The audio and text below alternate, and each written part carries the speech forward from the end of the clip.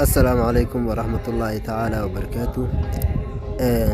janalka Somali Information Center waxaan kusoo gudbinay muuqaalo ka hadlaya maxaa la yiraahdaa sidaad shaqo u heli lahayd iyo sidaad hanti u samayn lahayd.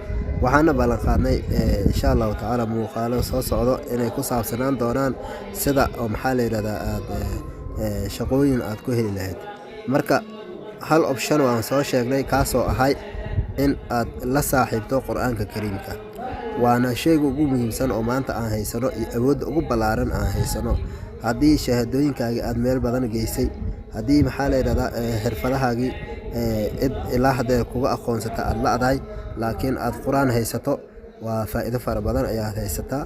taasi waan ka soo gudubnay. teedii kale waxaa maxaa la yiraahdaa qodobka noogu xiga oo noqonaya haddoo alidmo financial management wax la yiraahdo ama maareynta dhaqaalaha waa culum gooni loo barto oo jaamacad xataa looga soo baxo.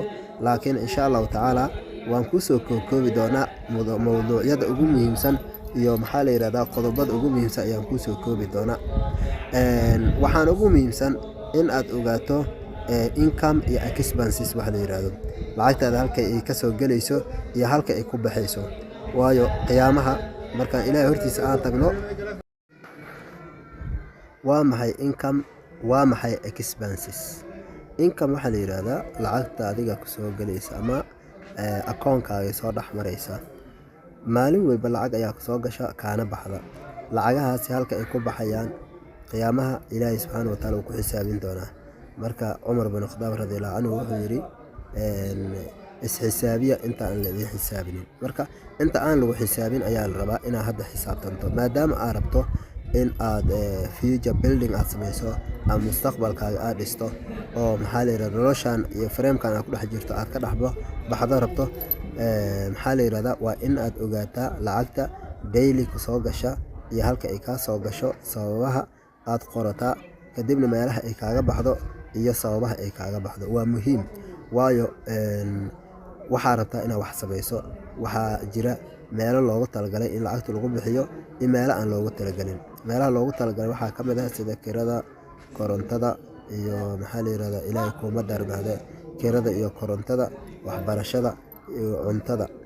intaas waa loogu talagalay.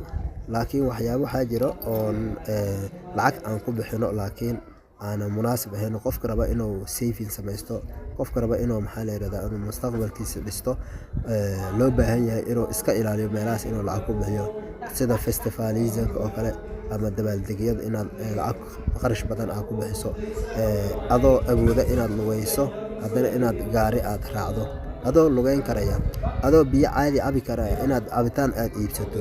waxyaabaha oo la rabo inaad dhuunta aad qabato weeyaan. marka insha Allah taala muuqaalka janalkan ayaa si taaka ugu soo gudbin doonaa maxaa la yiraahdaa in aan maareyno hantidaadii waa hadafkeena ugu weyn.